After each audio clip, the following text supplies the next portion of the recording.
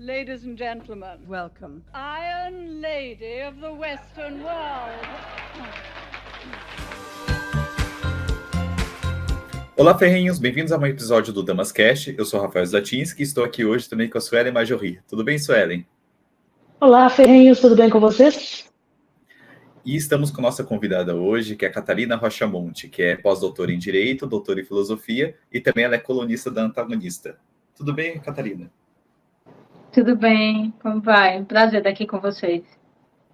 Prazer é todo nosso.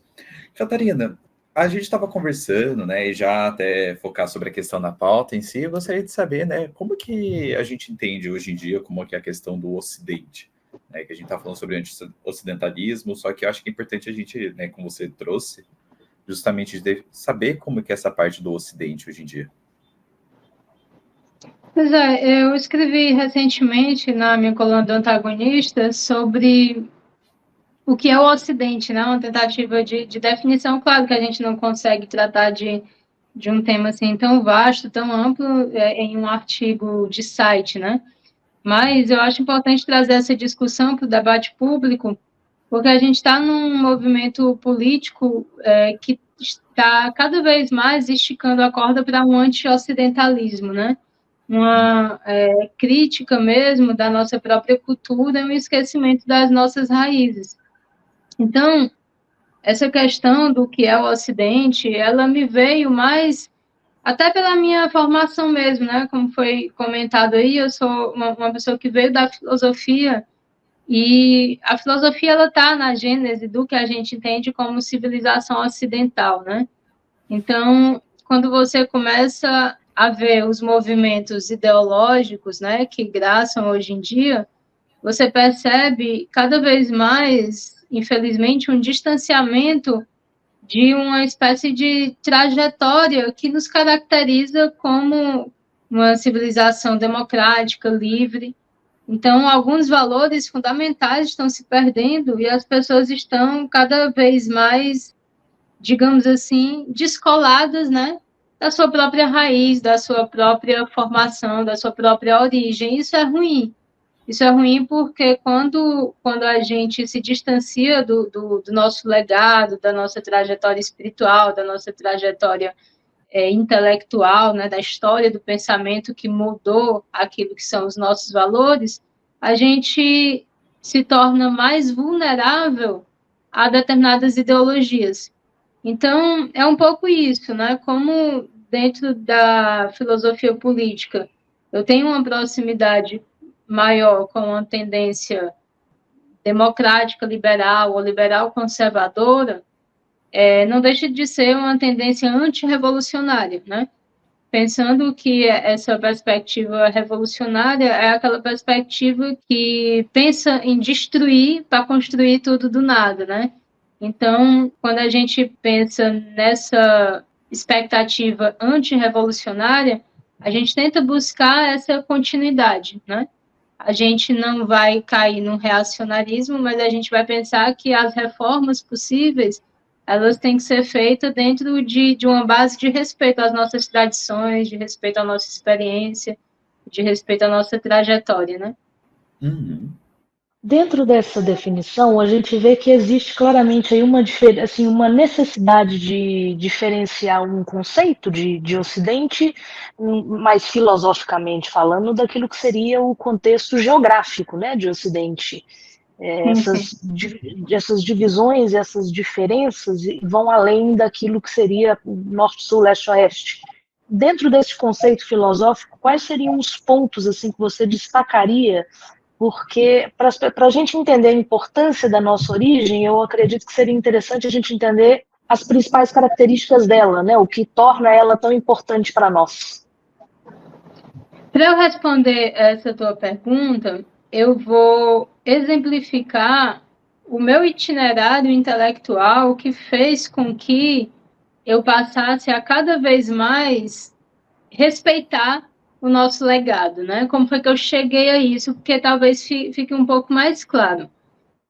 Quando eu era ainda aluna da graduação de filosofia, eu tive a felicidade de ler um livro muito importante, né, para a minha formação, que se chama Paideia, de um erudito alemão chamado Werner Jäger, A Formação do Homem Grego. É um livro muito grande, de mais de 1000 páginas, mas ele mostra ali como se desenvolveu, naquele período da Grécia Antiga, determinados valores que até hoje nos são caros. Principalmente a noção de justiça e a noção de direito. Então, quando a gente vê essa obra, né, quando a gente lê essa obra, a gente entende que, muito embora valores como a justiça, a liberdade, elas possam ser pensadas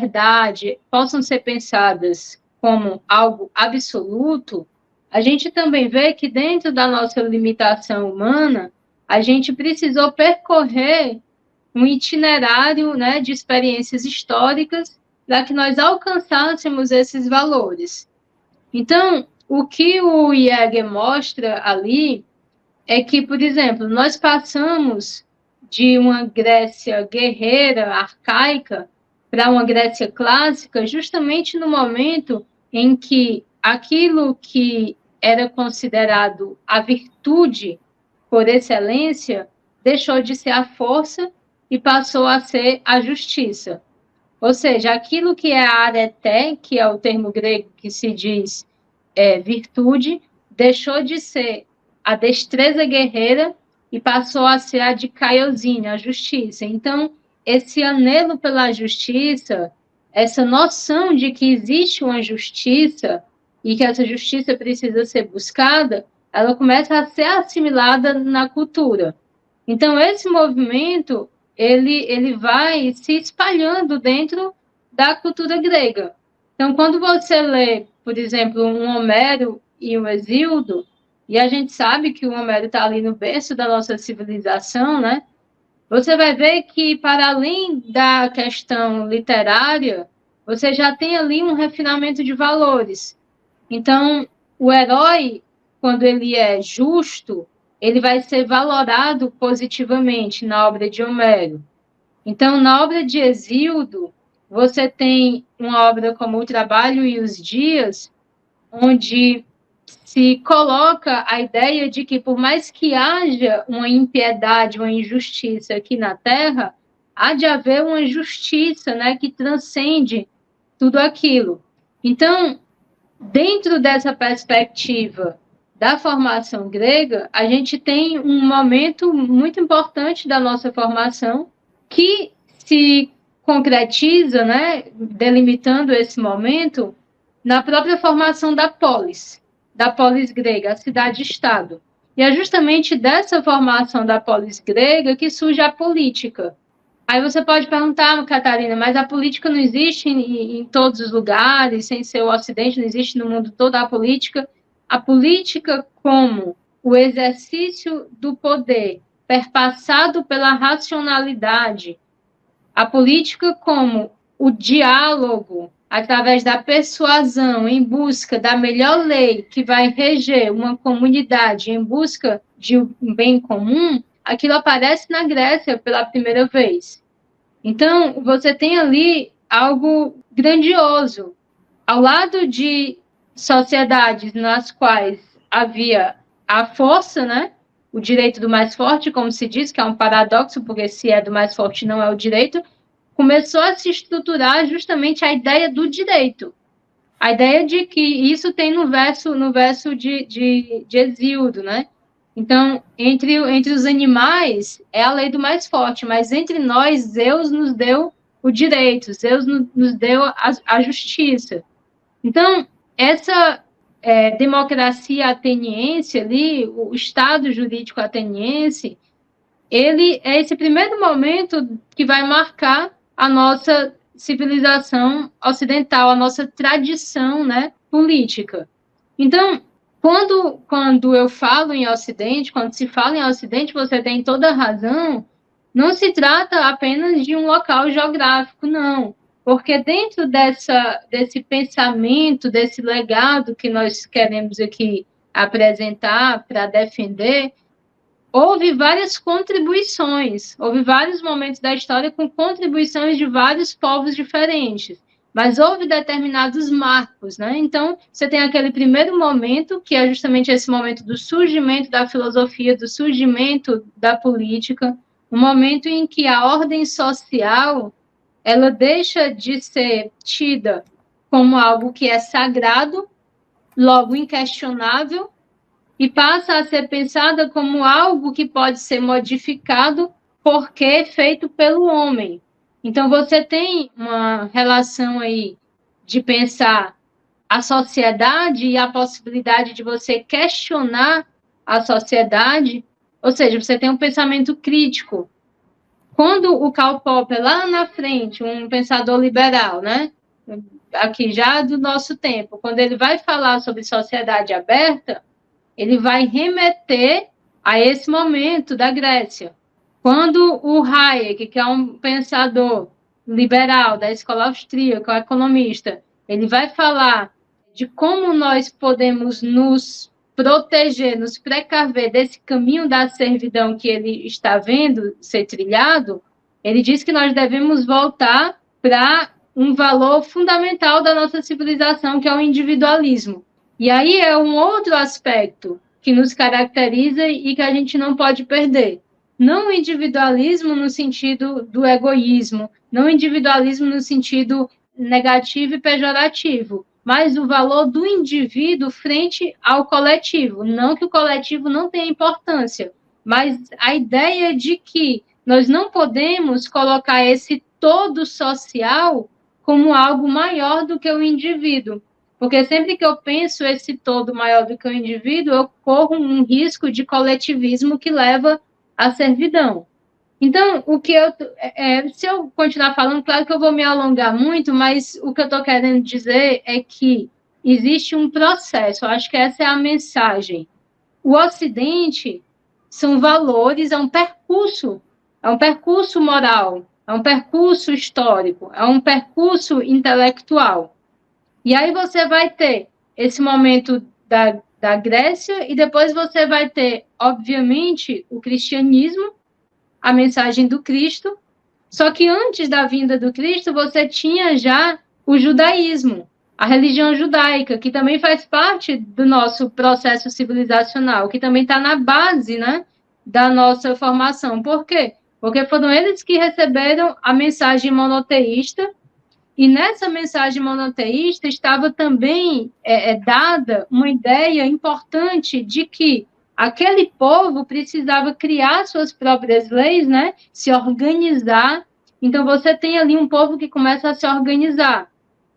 Então, quando você tem a mensagem do cristianismo, um filósofo que eu estudei na minha tese de doutorado, Henri Bergson, ele vai dizer o seguinte: o cristianismo, ele favorece a abertura da moralidade. O que é que isso significa? A mensagem cristã, ela é uma mensagem universal. Ela é uma mensagem de que todos nós somos irmãos, né? Filhos do mesmo Deus. Então, ela é uma mensagem que ela não está mais voltada apenas para um povo, ela não está mais voltada apenas para uma tribo, mas ela está voltada para todos, né? É uma mensagem que diz respeito a algo de aspecto universal. Então, é importante a gente não perder de vista que existe uma relação de influência, um influxo do pensamento cristão que vai ser extremamente importante para as democracias modernas. Quando, já na modernidade, dando um grande salto aí, a gente tem as revoluções liberais e democráticas, as grandes revoluções liberais e democráticas que combateram o despotismo, que combateram o absolutismo, quando elas estabeleceram, né, a sua nova forma de lei, a sua nova visão de mundo, a ideia dos direitos do homem e do cidadão, né? Então, tanto na Revolução Americana, na formação dos Estados Unidos, como na Revolução Francesa, aqueles ideais, eles estão, digamos assim, nutridos do ideal cristão. Muito embora as pessoas tenham se distanciado, renegado isso, né, para ficar só no secularismo. Então, é importante a gente perceber que existe essa vinculação, né? No texto que eu escrevi essa semana, né, foi publicado essa semana, chamou O que é o Ocidente, por que nós estamos esquecendo dele, será que estamos esquecendo as nossas origens, algo assim. Eu cito algumas críticas em relação à postura anti-ocidental, né, que é muito comum hoje em dia, e aí eu apresento um livro do Felipe Nemo, apresento a introdução, né, num artigo muito pequeno, e eu cito também um artigo, um discurso muito importante do Papa Bento XVI. Esse discurso é importante por quê? Porque é um Papa, né, uma pessoa da Igreja, que está mostrando os fundamentos do pensamento liberal, está mostrando os fundamentos do Estado de Direito, né? E ele vai dizer que ele fala na Europa. Então, mas o que é que significa a Europa? A Europa, a cultura europeia, ela é justamente a expressão dessa civilização ocidental.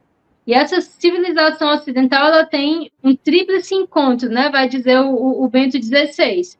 É o encontro entre Jerusalém, Atenas e Roma, né? O direito romano, né? O judaísmo e o cristianismo. Então, essas são as nossas bases, né? Isso é o que nos forma e isso é o que nós precisamos guardar, para que nós possamos realmente caminhar dentro de uma perspectiva política que seja engrandecedora, né? E não que nos leve ao servilismo.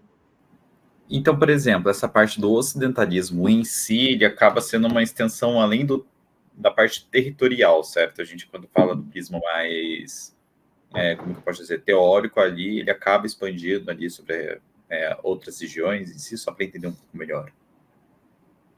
Não, como foi perguntado, não é uma questão meramente territorial. Seria muito fácil, o que é o Ocidente? O Ocidente é o contrário do Oriente. Não é uma questão geográfica. Não é uma questão geográfica. O cristianismo ele começou no Oriente, mas a influência do cristianismo está no Ocidente. Então, quando a gente fala em Ocidente, não é uma questão geográfica. Por quê? Se você for olhar, Israel está ali segurando o escudo da civilização ocidental no meio do Oriente. Por quê? Porque é uma democracia livre, no meio de vários países que são teocracias. Outro ponto muito importante, né, que esse discurso do Papa Bento XVI traz, né, à nossa lembrança, é o fato de que no cristianismo foi estabelecido a ideia de uma política não baseada numa revelação, mas baseada, sim, na razão humana, no direito natural, não numa revelação, não é uma teocracia.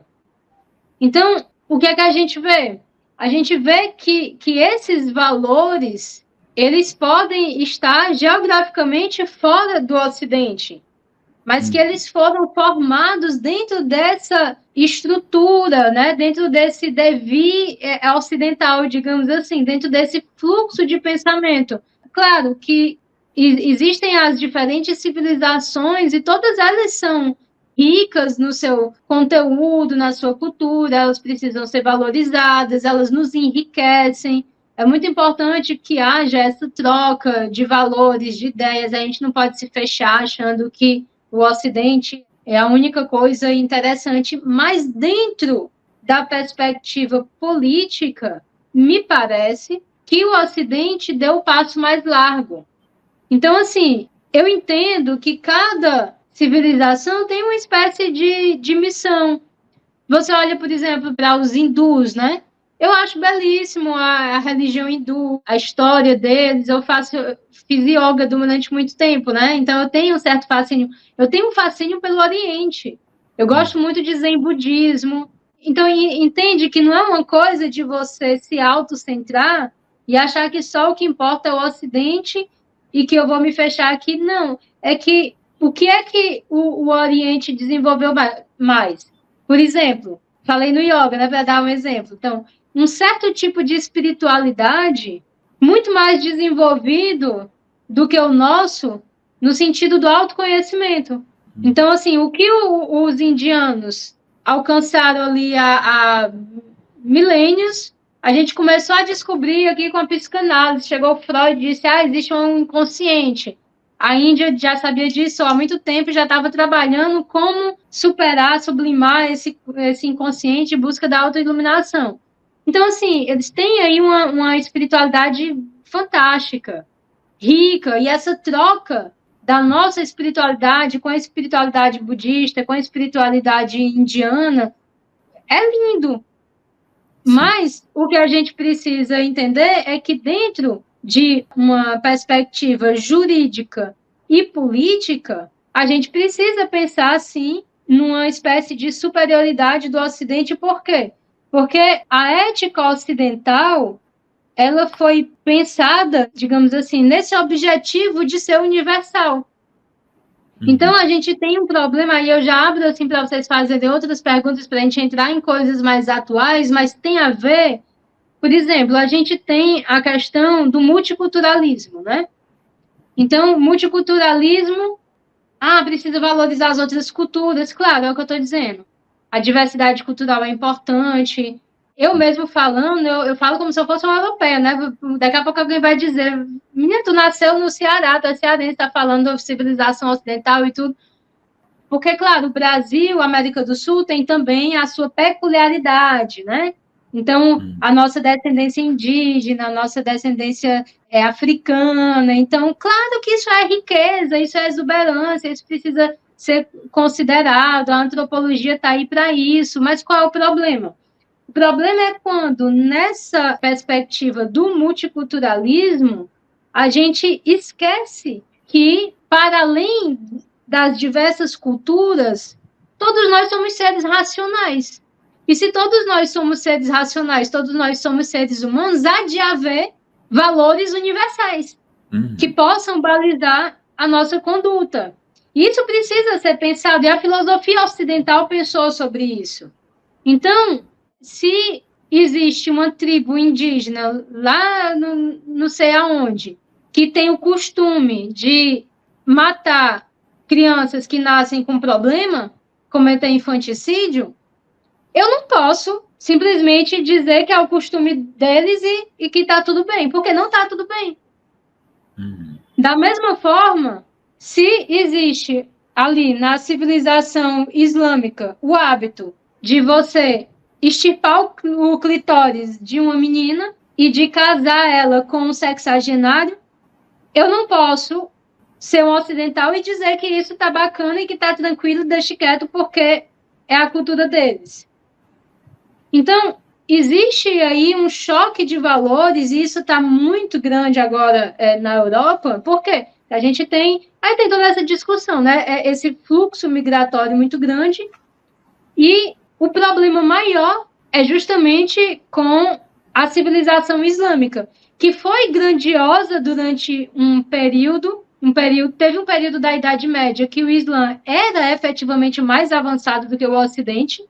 Sim. E engraçado que nessa época a obra do Aristóteles estava perdida e estava lá com eles.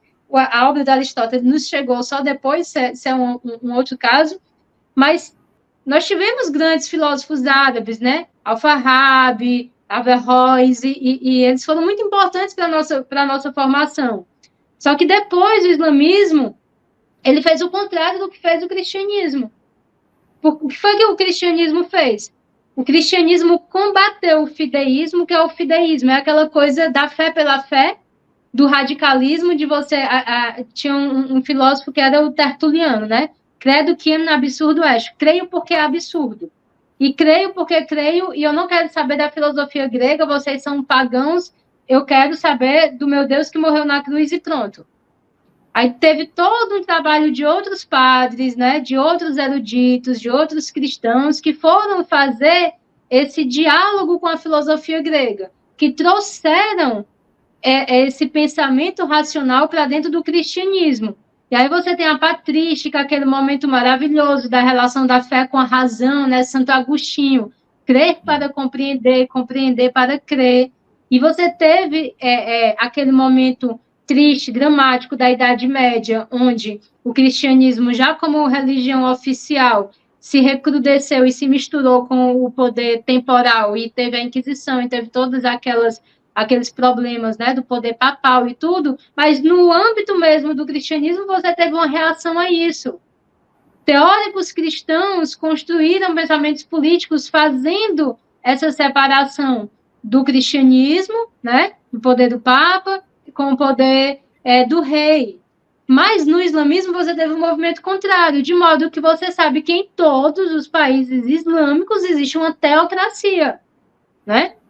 Alguns países aí que têm uma democracia, ela se sustenta a duras penas, né? Então, se a gente vê o ponto mais dramático da geopolítica atual, ele está justamente por quê? Porque a gente tem a República Islâmica do Irã, né? Que é que tem um pendor imperialista, né? Que está se expandindo, e você tem, né? Os grupos terroristas, os radicais e os atentados terroristas. Por quê? Porque existe aí um radicalismo. Então, a gente não pode, digamos assim, fechar os olhos para esse momento grave que a gente está vivendo. Que momento grave é esse? É um momento em que a geopolítica ela está fervendo, o mundo está praticamente em guerra, as potências que estão praticamente em guerra têm armas nucleares, né? E você tem uma religião cheia de fanáticos dispostos a se matar e matar o maior número de infiéis, né? Que somos nós. Porque a gente não pode ser ingênuo de achar que o ódio deles é só para os judeus. Porque quando passar por cima dos judeus e quando eliminar Israel, eles vão vir também para cima dos cristãos, né? Então, existe aí todo esse pano de fundo muito dramático que faz com que seja necessário a gente se lembrar de onde veio. Olá, ferrenhos! Sabia que estamos em diversas plataformas digitais? No YouTube, Spotify, Instagram e principalmente em nosso site, encontrando vários artigos envolvendo a liberdade ou a falta dela. Não perca tempo e acesse damasdeferro.com.br e em nosso Instagram, @Instituto Damas de Ferro. Existe também uma questão... É que, por exemplo, você falou sobre esse trajeto da história, me remete muito, por exemplo, eu gosto de estudar história por hobby, né? E remete muito a vários conflitos aos quais já tivemos ali, essa parte justamente do islamismo com o cristianismo, desde a época lá do Abbassídio, Umayyad, ali nos anos 800 depois de Cristo, onde que teve até a questão da reconquista na Península Ibérica e de outros fatores da quais tiveram, né, esses problemas, esses choques assim culturais. Além disso, também esse marco que tu fala, principalmente sobre que nem esse avanço islâmico em questão de várias partes de avanço culturais e de evolução, que me remete também à questão do Império Otomano no seu momento, onde que ele estava no seu auge, né? Onde que demarcou até o fim da Idade Medieval, quando surgiu os canhões e, enfim, teve uma série de questões onde que teve a conquista da Constantinopla. Mas, Catarina, sobre este ponto, assim, como que você vê, principalmente essa parte do Ocidente hoje em dia, né, dando esse salto, mas... como que você vê a relação de hoje em dia? Como que a gente se identifica como Ocidente? Se está perdendo essa identificação? Se ainda existe? Esse ponto aí, eu acho que é um dos mais tristes, assim, de acompanhar, que é ver que os inimigos do Ocidente, a gente falou nessa questão do Islã, né? Que é grave. Então, você tem os radicais muçulmanos, né? Que dia sim, dia não, eles ameaçam o Ocidente, sem falar no Putin, né? Sem falar na Rússia, que já é outra coisa. Então, a gente tem essas ameaças externas e bélicas, né? Essas ameaças externas e que querem nos destruir fisicamente, né? Passando a faca, enviando bomba e tudo. E você tem o quê? E você tem o inimigo interno. O inimigo interno do Ocidente são justamente essas ideologias anti-ocidentais que estão pululando no Ocidente. E é muito bizarro a gente acompanhar isso, porque você vê que é algo que gera assim, uma indignação e quase um espanto. Eu tinha me afastado um pouco do debate político, eu tinha voltado a estudar filosofia, estava dando uma aula e tudo. Quando houve o ataque do Hamas, né, que já vai fazer quase um ano, né, e eu vi quase que imediatamente pessoas conseguindo a proeza de justificar aquele ataque do Hamas, do grupo terrorista, aquele ataque bestial, aí eu me assustei.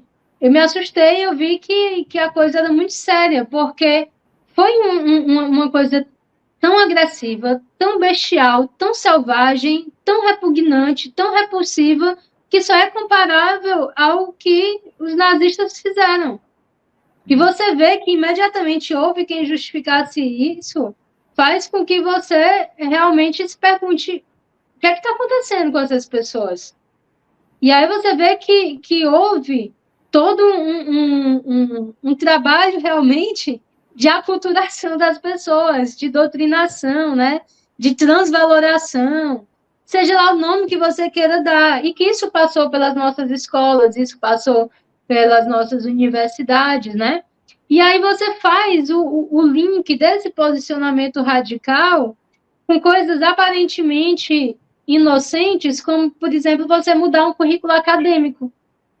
Veja, eu fiz graduação de filosofia. É um exemplo meio tosco, tá? Mas só para ilustrar essa questão da educação mesmo. Você vai estudar filosofia, você tem lá no currículo História da Filosofia 1, 2, 3, 4, 5, 6, que mostram a história das ideias, né, linear se desenvolvendo.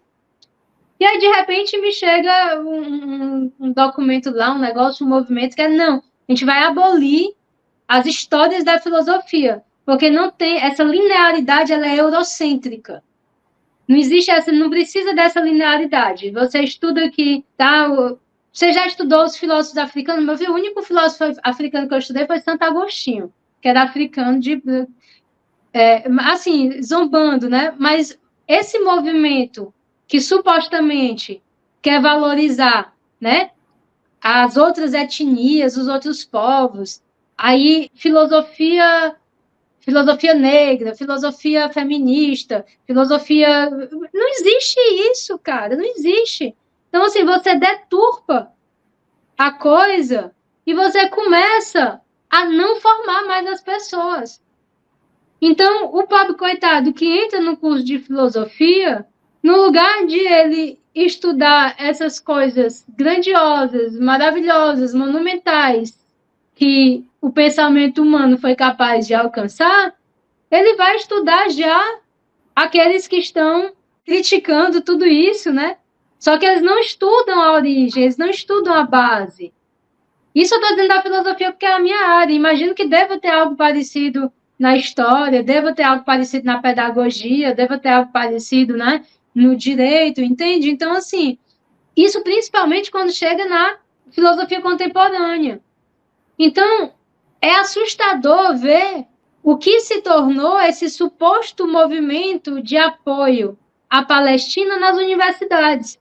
Universidades americanas, universidades francesas, universidades alemãs, a USP também ensaiou aqui fazer uma marmota, mas acabou logo. Mas, assim, pode fazer a prova, pode tirar tema. Você chega lá com uma bandeira criticando o Hamas, dizendo que o Hamas é terrorista, você também vai ser escorraçado como se você estivesse defendendo Israel da mesma forma. Por quê? Porque não há distinção, eles não fazem distinção entre um apoio à causa palestina e o apoio ao Hamas.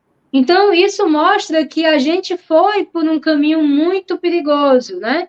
A gente está indo para um buraco muito grande, que é essa coisa do anti-ocidentalismo, né? Que veio dessa perda de referência dos nossos valores. Então, nós fomos ensinados a odiar o Ocidente.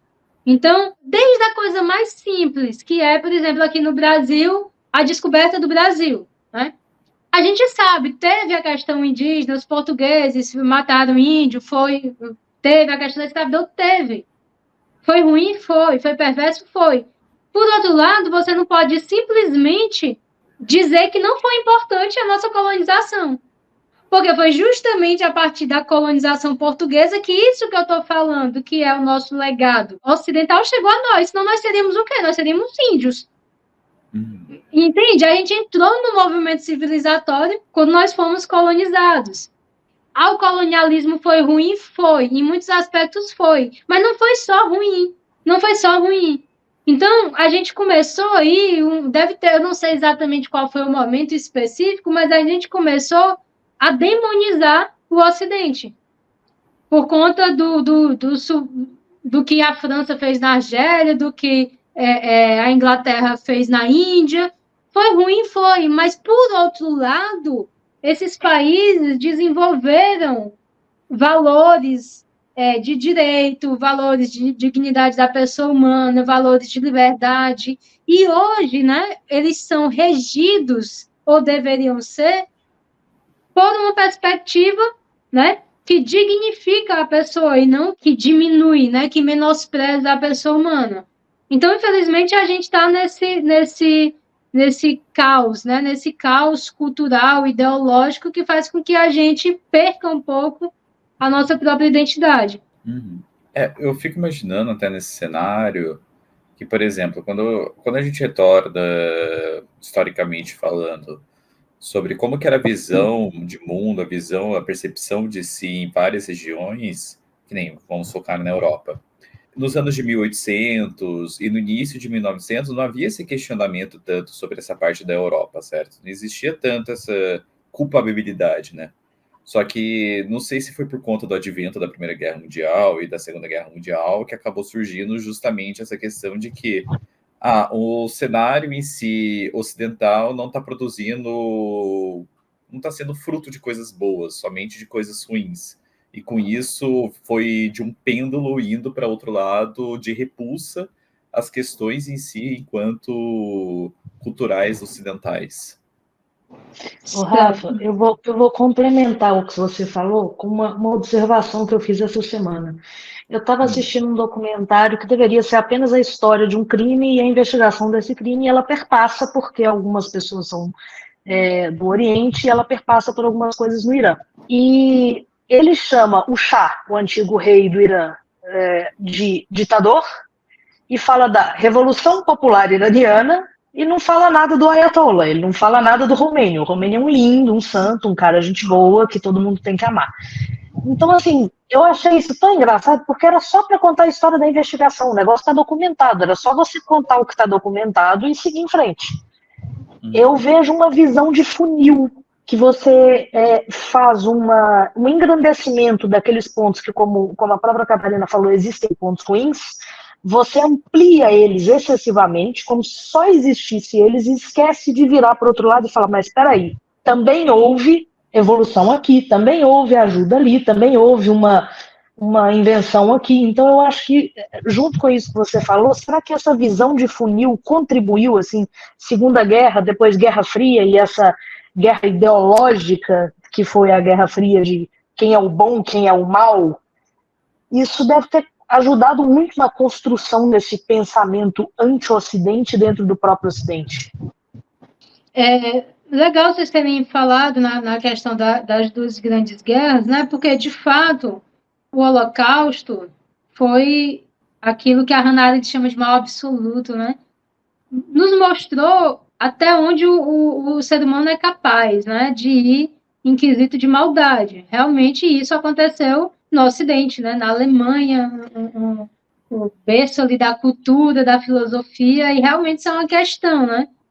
Você vê o que significa a Alemanha em termos de cultura, né? Para ter acontecido aquilo, então é realmente como se fosse algo que estava entrando em xeque. Mas veja bem, as duas guerras, de certa forma, principalmente a segunda, mas a segunda que está mais próxima, elas não deixam de ser um distanciamento desse trajeto que eu estou apontando como algo ao qual nós deveríamos nos ater, nos aproximar ou recuperar para ter uma bússola.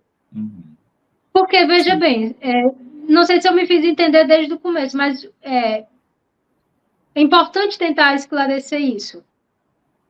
Nós temos um percurso filosófico, jurídico, ético, espiritual, que fez com que o ser humano fosse respeitado na sua dignidade, que fosse pensado um Estado de direito com leis que protegessem o indivíduo. Então, liberdade, igualdade, tudo isso foi pensado. Aí você teve o nazismo, você teve os regimes totalitários, você teve o comunismo, o stalinismo. O que foi isso? Foram coletivismos. Sim. Então, você teve a questão do imperialismo, né? Que você pode aí colocar na conta, né? De uma mazela ocidental, né? Essa coisa de você expandir, né?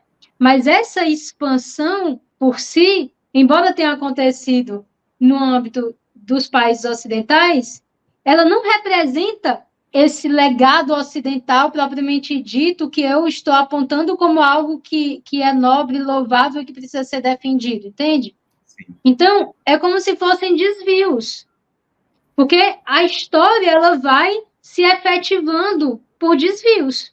O que eu estou querendo dizer é que existe um pensamento político que foi formado e que ele precisa ser considerado, porque sempre que nós nos distanciamos dele, nós incorremos em barbaridades. Né? Então, quando houve a Segunda Guerra, o que é que você teve ali? Você teve uma aliança de dois totalitários, assim, antes, né? Aquele momento que a gente sabe que houve a aliança ali, o primeiro pacto, né? Germano-soviético. Então, você tinha ali uma proximidade do Stalin com Hitler. Eles eram próximos, eles eram aparentados ideologicamente. Até que Hitler invadiu a Rússia e aí você teve o rompimento do pacto. Mas eram valores contrários àqueles valores que graçavam na América. Eram valores contrários àqueles valores que sustentavam o Reino Unido, a França. Tanto é que teve a união desse bloco, né, contra o nazismo, né, naquele momento, e aquilo representava algo. Quando eu vou assistir um documentário da Segunda Guerra com meu filho, que tem 13 anos, né, ele gosta muito dessas coisas, aí eu fico, meu filho, você consegue ver que tem um lado que, por mais que faça atrocidade, porque em toda guerra existe atrocidade, esse lado, ele tem mais justiça consigo, você consegue ver? Consigo, mamãe. Então, o meu filho consegue ver.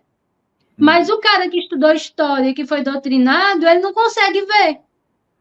Ele vai achar que é bacana hoje o Irã invadir, sei lá, soltar uma bomba e matar um monte de israelense. Ele vai achar que o legal é o Putin mandar uma bomba, invadir a Ucrânia, devastar famílias, devastar cidades inteiras. Entende? Então, a gente está perdendo essa noção. Porque se a gente trouxer esse quadro do momento dramático que a gente viveu no período de guerras e trazer para hoje, é um quadro muito parecido, né? Feitas as devidas correções, mas você tem a Rússia invadindo a Ucrânia e você tem países livres, democracias liberais, países onde ainda pulsa, né, esse anelo, né, de justiça, de liberdade, que estão defendendo a Ucrânia. Aí você tem aí os países livres defendendo a Ucrânia. E me parece que, para quem não tem o olho vedado pela ideologia da hora, é muito claro que existe um lado. Putz, o país foi invadido. O cara simplesmente invadiu. Mas aí o que é que nós temos? Nós temos a infelicidade de ter atualmente um governo que faz pose de humanista, um presidente, né, melhor dizendo, que faz pose de pacifista e que passa pano para o Putin. O embaixador dele, lá, o cara dele lá da política externa, estava lá dando uma camisa de presente para o ministro do exterior da Rússia, um dia desse. Estava mandando o pessoal do MST lá para o Maduro, na semana retrasada. Aí estava lá o pessoal do PT dando boné de presente e batendo palma para o ditador que está prendendo criança, matando gente. Então, o que é que a gente pode entender disso? O que a gente precisa ver onde é que a gente errou. Porque tem algo muito errado, né? Algo muito errado quando você não consegue se contrapor a uma ditadura escancarada, como é a Venezuela, né? Então, você tem aí esse momento peculiar, né, que é a questão da Rússia, Porque, obviamente, que a Rússia não é uma ditadura de esquerda. Mas aí você tem países de esquerda que têm ditadura de esquerda aliados à Rússia, né? Bajulando o ditador da Rússia. Por quê? Me parece que o ponto aí é justamente o anti-ocidentalismo. Porque os valores que a Rússia expansionista defende hoje é um valor da Rússia pré-bolchevique, não são. Putin não está defendendo a revolução marxista. Putin está defendendo uma ideia de uma grande Rússia. Os valores que o Putin defende são valores reacionários e são valores antiliberais. O Putin disse, o governo Putin disse que o LGBTQI e tal, essas siglas aí que o pessoal progressista adora, era grupo terrorista lá. Então você vê como essas pessoas, elas não conseguem ter uma coerência entre o seu discurso e a efetividade das coisas, e a realidade. Porque essa semana, o pessoal lá uma rede social aí que eu sigo, que está ligada a Israel, mostrou um vídeo de um cara dizendo que homossexual nenhum sobreviveria na Palestina, assim, execrando qualquer tipo de homossexualismo na Palestina. Não era no Irã, era na Palestina. Aí esse pessoal faz um movimento quiz pela Palestina. Mas é uma loucura, assim, é um negócio. Meu filho, quando você chegasse com esse discurso aí de homem cis, mulher trans, o seu caminho era o último andar do prédio. Era ficar de cabeça para baixo e ser enforcado. Tá entendendo? Então, essas pessoas não estão vendo isso? Então, a gente precisa, né, trazer o discurso, tentar esclarecer, para que as coisas não fiquem nesse nível de esquizofrenia, né? Já pensou em investir nossas ideias? Estamos com camisetas e canecas exclusivas com a qualidade garantida da Viés. Aproveite e compre na viesbr.com. É um ponto até que tu havia mencionado justamente sobre essa questão, né, primordial ali do Ocidente, que é essa parte do individualismo. Que o que eu sinto que um grande problema que temos hoje em dia é que as pessoas elas não conseguem diferenciar a ética da moral, certo? Onde que a ética ela antecede a moral por um fator. A gente prioriza a vida ali de um indivíduo antes de estar ligado a qualquer parte religiosa, qualquer parte de um grupo, certo? Antes de pertencer ali a uma sociedade, você é um indivíduo.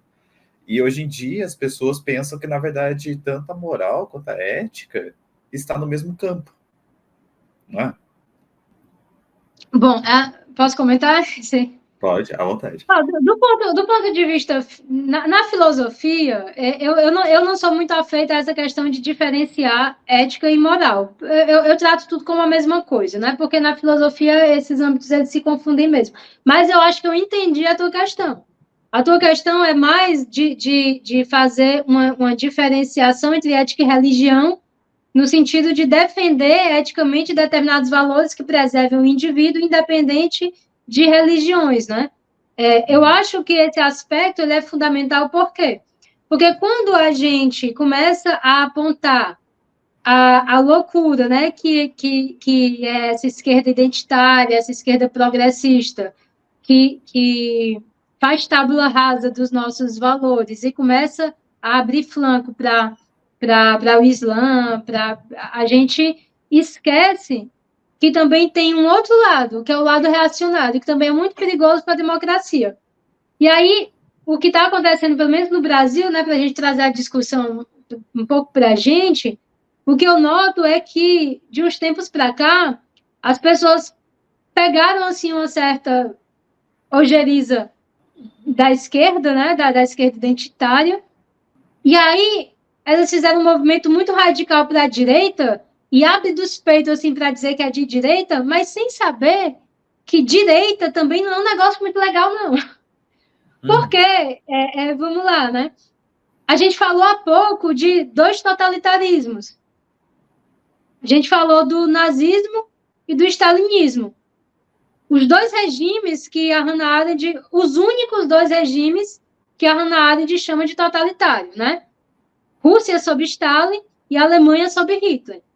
Porque o totalitarismo é o controle absoluto da tua vida pela política, pelo Estado, onde não há nenhum espaço para a liberdade.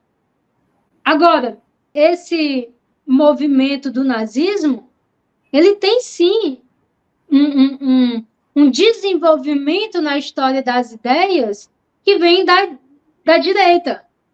Eu sei que tem toda essa discussão, o pessoal fica fazendo revisionismo histórico, fica essa discussão nazismo é de direita, nazismo é de esquerda e tudo, mas existe um pensamento, digamos assim, totalizador, um pensamento englobante, né? Um pensamento hegeliano absoluto, à esquerda e à direita. De modo que a gente tem uma esquerda hegeliana, que foi dar no Marx, e a gente tem uma direita hegeliana, que foi dar no Fichte, que foi dar, eles eram mais ou menos contemporâneos, mas que foi dar no nacionalismo alemão. E o que foi que deu o nacionalismo alemão? Deu essa coisa aí que não foi nada boa. Então, a direita reacionária, ela também é algo contrário a esse movimento que eu prezo e que, na companhia de alguns autores, eu chamo de tradição democrática liberal. As pessoas esqueceram que existe isso. Elas são ou esquerda ou direita. Elas se identificam como esquerda ou como direita. E elas não percebem que esses caminhos esquerda e direita, no seu paroxismo, né, nos seus extremismos, eles nos levaram para um afunilamento perigosíssimo que descambou no totalitarismo. Então, o que a gente precisa é de um certo moderantismo, porque existe realmente uma tendência à esquerda, uma tendência à direita, mas que elas precisam ser balizadas, elas precisam ser mitigadas, né, nos seus extremos, por uma perspectiva democrática, por uma perspectiva liberal. Então, hoje em dia, a mim parece que a questão não é mais esquerda e direita. Essa questão de esquerda e direita, ela está perdendo a funcionalidade no sentido de descrever os grandes movimentos. Você pode ver, por exemplo, o Lula próximo de Putin, o que é que significa isso, em termos de direita e esquerda, né? Então, a questão é mais, agora, autocracias, né? E democracias liberais. Então, o movimento é mais ou menos esse. Movimentos que tentam fechar o pensamento, né? Que não são afeitos a esse viés plural, democrático, livre, né? E outros que querem defender isso. Isso me remete também a que, por exemplo, volta desde a época da Revolução Francesa, certo? Que nessa parte da Revolução em si, é onde que perdemos até certas posições que eram importantes dessa vertente mais liberal, que agora fugiu o nome da pessoa, que estava junto com a Madame Stahl. Eu estava lendo aquele livro lá, A História Perdida do Liberalismo, é onde que ele menciona principalmente sobre o cara que estava trabalhando junto com a Madame Stahl para conseguir estar trabalhando pró essa questão da liberdade. Até na época napoleônica, só que teve uma série de erros de timings ali que acabou sendo apagado, porque ele tinha de fato conseguido implementar certas questões liberais em si no governo francês, só que por causa do timing errado acabou afetando ali a questão de como que isso foi implementado, de como que isso foi visto globalmente. E o que eu percebo também é que nos debates atuais é justamente essa parte de 880, as pessoas perderem essa capacidade de conseguir dialogar ali, de entender que existe muito mais do que somente esses dois extremos, que, como que eu posso dizer, acaba dificultando da pessoa se abrir a esse diálogo de início. É uma resistência dessa abertura de diálogo, porque é como se estivesse agredindo a identidade daquela pessoa, ao invés de estar debatendo ideias. Eu acho que o que você tinha falado antes e o que você falou agora se complementam, porque essa divisão de ética e moral, eu estudei ela no início do direito. no sentido de moral como algo autônomo e a ética como heterônoma. E aí a moral não seria apenas assim, seriam valores pessoais, até de experiências pessoais adquiridas que não tem como você passar para o outro. Então essa dificuldade em ver as nuances no outro, esse maniqueísmo de você é santo ou você é a pior pessoa do mundo, não existe mais uma zona de meio termo para você entender as nuances do ser humano e as suas qualidades e defeitos, né? E a beleza, a arte do ser humano como a conjunção dessas duas coisas, também para tempos históricos. Então, essa imposição de valores pessoais e até de experiências pessoais ao outro, como se ele tivesse que sentir a mesma coisa. E aí eu dou um exemplo que talvez facilite. Eu tenho uma deficiência visual, eu sou a primeira pessoa, eu tenho baixa visão, para ficar mais claro. Eu sou a primeira pessoa a brincar, porque de forma tranquila e de forma engraçada, eu te falo tudo que você precisa saber sem o assunto pesar, sem... Eu já fui criticada por fazer piada com aquilo que eu vivo. E aí é o momento que eu falei, não, peraí, se eu aguentei os sofrimentos, eu decido o que é brincadeira para mim e o que não é, eu decido o que eu falo sobre mim. Então, o outro, por se ofender, se ele estivesse no meu lugar, impõe que eu me ofenda. E isso tem sido confuso para as pessoas entenderem que a experiência dela tem valor como indivíduo, mas a experiência dela não tem maior valor do que a experiência dos outros indivíduos.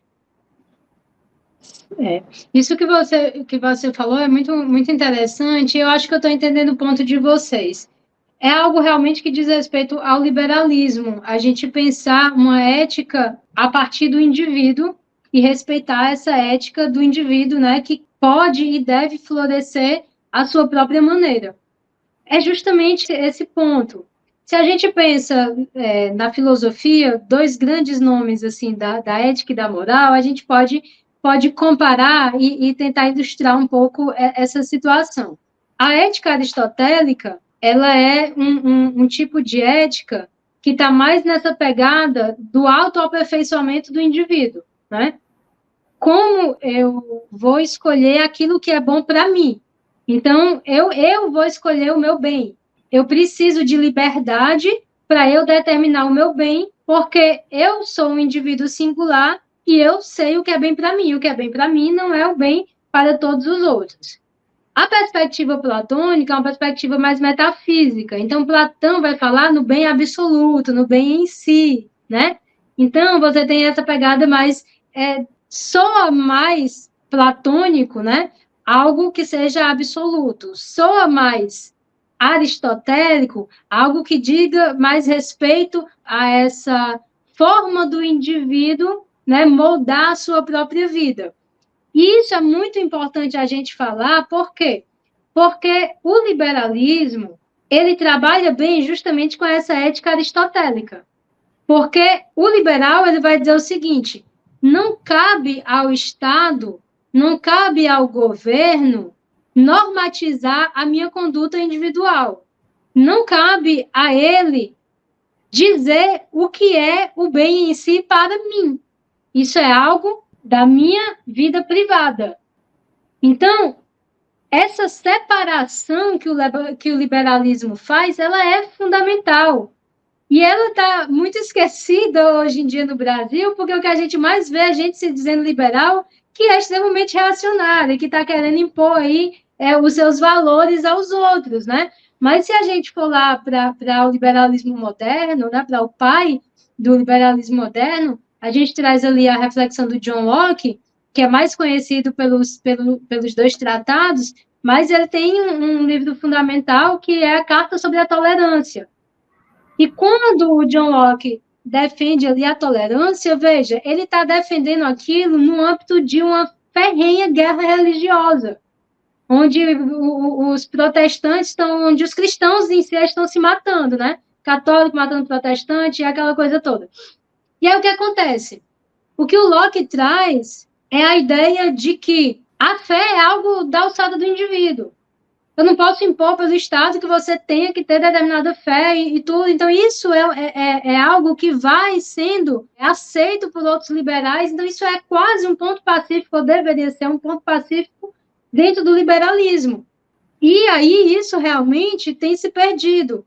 E aí, volta para essa questão de direita e esquerda.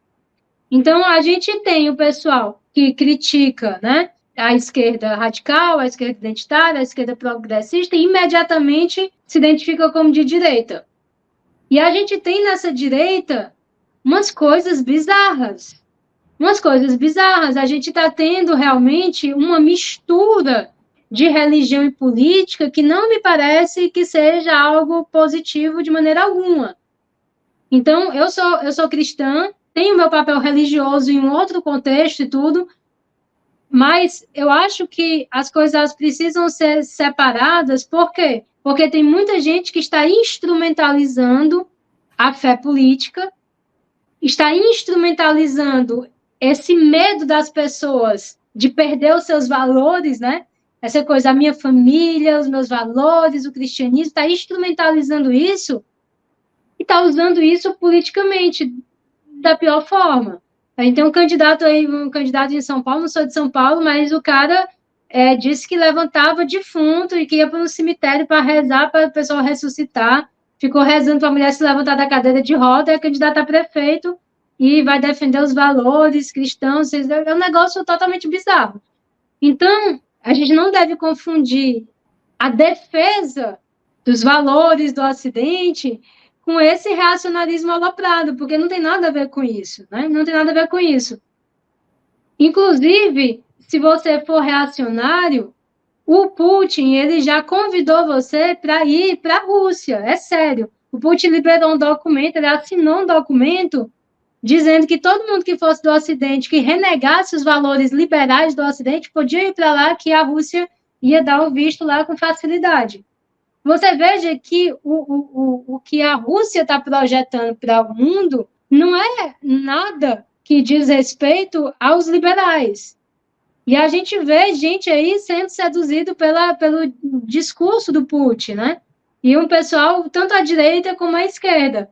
De modo que, até onde eu consigo enxergar, dentro de todo esse caldeirão, o que mais poderia contribuir para o esclarecimento político das pessoas era justamente mostrar para elas que, olha, você não precisa se colar aí, se grudar num líder messiânico, num mito qualquer que vai estar defendendo os valores ocidentais, não é isso. Que vai defender a família, não se trata disso. Nós temos um legado, uma estrutura de pensamento, é só você entender, você internalizar e você se defender das ideologias e você passar adiante, que a gente começa a fazer um movimento aqui que não é um movimento nem de direita nem de esquerda. Aí o povo critica, diz que é um isentão, né? Não! Por exemplo, eu penso que eu me posiciono de maneira muito firme, contundente. Politicamente, eu me posiciono de maneira contundente. Aí a pessoa me chama de isentão, em cima do muro. Em cima do muro da onde? Porque eu não me deixo facilmente seduzir por ideologia de um lado ou de outro. Então, a gente tem que ter a coragem agora do moderantismo. A gente tem que ter a coragem de ser sensato nesse mundo de louco, né? É mais ou menos isso. Eu particularmente, enquanto paulista, eu sofro bastante, tá? Com essa parte das eleições, porque eu vejo que não tem jeito, a gente não tá numa prefeitura que não esteja minimamente condenada agora, pelo menos eu tenho garantia. Que olhando o cenário político atual até de prefeitura, eu sei que quase certeza, pelo menos 75% de certeza, sendo literalmente nessa questão percentual, que a gente está ferrado. Mas é que o que eu olho desse cenário como um todo é que até em convidados que a gente teve a oportunidade de chamar, também como o Bruno Garchagen ou até o Alex Catarino, que vimos que essa ideia em si, todas as ideias que o Putin visa passar, enfrenta até o conservadorismo, porque não é puramente até uma questão, né, de pró-liberdade que ele enfrenta, ele está enfrentando tudo que a gente tem de valores em si, enquanto Ocidente, né? Exatamente, não.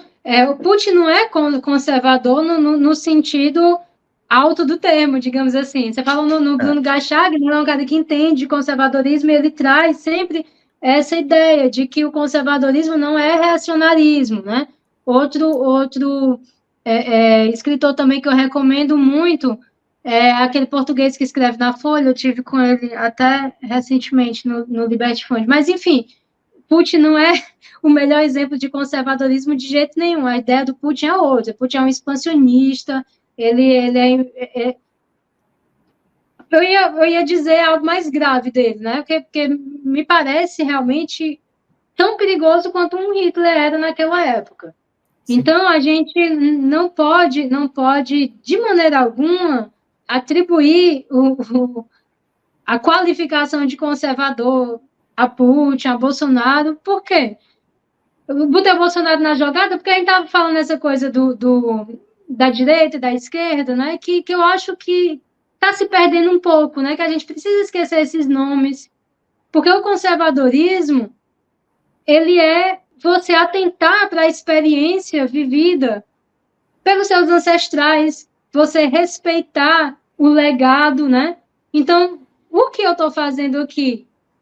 De tentar, dentro da minha limitação, apresentar o que eu entendo pelas minhas leituras, que seja o Ocidente. Isso é uma perspectiva conservadora, porque eu estou tentando aqui, de todas as maneiras, hoje, nos textos que eu escrevo, nas aulas que eu dou, mostrar que nós temos algo bom que precisa ser preservado. Isso é ser conservador, você está preservando algo. Você não acha que tudo que nós fizemos como civilização pode ser simplesmente jogado na lata do lixo para a gente começar do zero e fazer uma revolução, que é uma mentalidade revolucionária, né?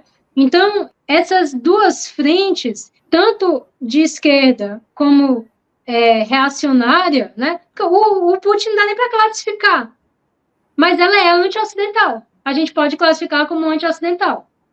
Então, não dá para classificar o Putin como sendo de esquerda, direita não é algo que classifique bem, mas é alguém que está indo contra os valores que nós prezamos, né? Então, isso precisa ficar bem claro. E aí, assim, só para concluir, a gente já vai em mais de uma hora, né? Mas eu não queria deixar de falar, você falou na Revolução Francesa, que eu acho um marco importante, eu acho que muito do que a gente passa hoje em dia acaba sendo também um pouco de eco da Revolução Francesa. Existe uma perspectiva política mais à direita, né, mais tradicionalista, que trata a Revolução Francesa como um bloco que pode ser jogado na lata de lixo, e não é o caso de forma alguma, né, porque existia realmente ali naquele período na França uma sociedade hierárquica, um absolutismo ferrenho, uma sociedade que precisava realmente mudar, aquilo precisava mudar.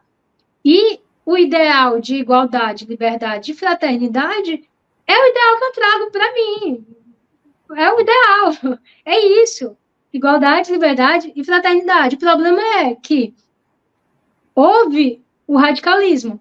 Houve ali um radicalismo justamente por conta de uma tendência, né, mais anticlerical, mais revolucionária, mais contra tudo aquilo que está posto, né? Então, a Revolução Francesa, ela, de certa forma, se desvirtuou.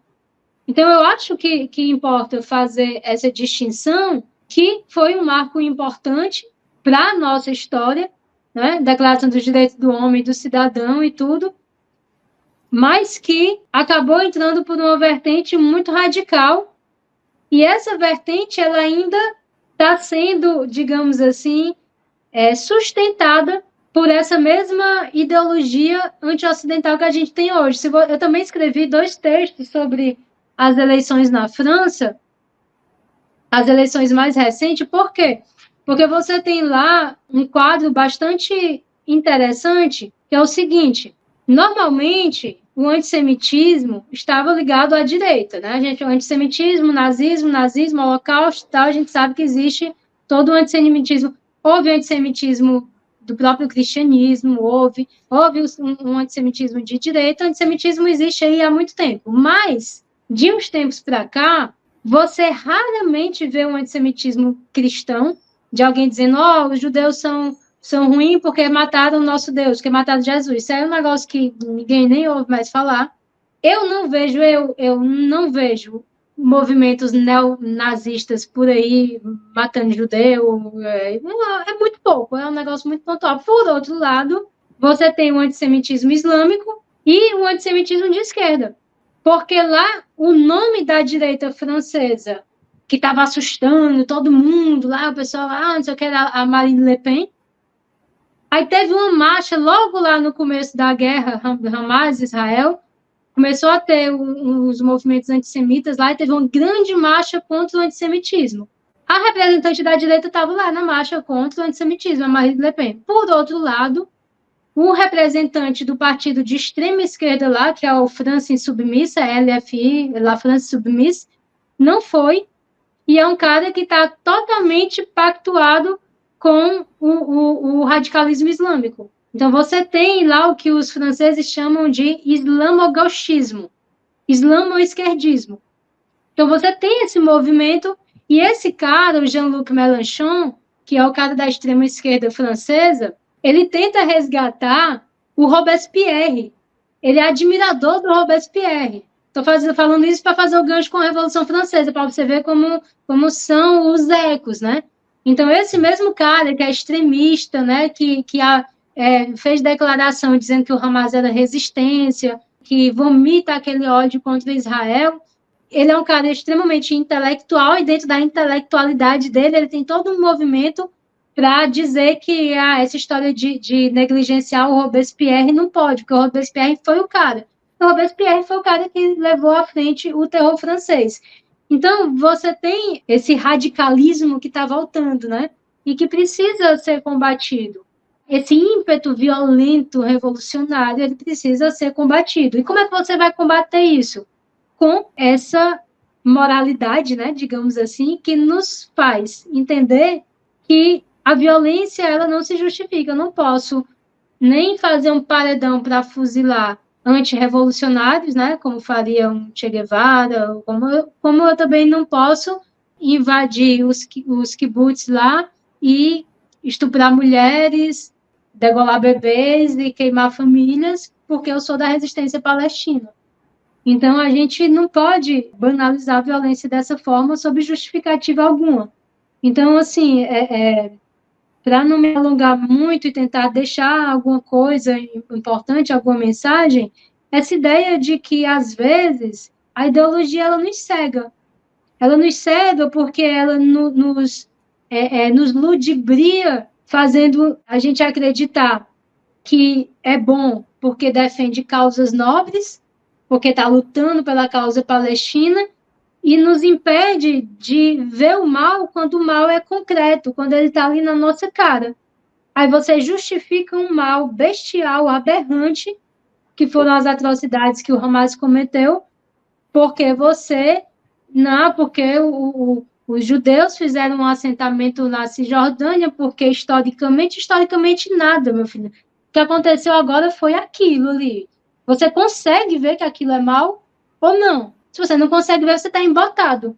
Você perdeu a sua capacidade de julgar. A Hannah Arendt é uma pensadora que, vez ou outra, eu volto a ela, né? E nesses tempos me parece que é importante um certo retorno à Hannah Arendt. Quando ela fala lá da questão do mal, da banalidade do mal e tudo, é essa perda da nossa capacidade de julgar o bem e o mal. No caso do Eichmann, que ela tratava lá, era porque ele estava imbuído, né, de um pensamento tecnocrático, ele conseguia fazer as coisas que ele precisava fazer bem feito, mas ele não conseguia pensar moralmente aquela ação. Ele obedecia, mas ele não conseguia, ou não queria, né, abrir mão da sua capacidade de julgar o certo e o errado. Então, quando a gente abre mão de julgar o certo e o errado, quando a gente embota a nossa sensibilidade dessa maneira, a gente está indo por um caminho muito perigoso.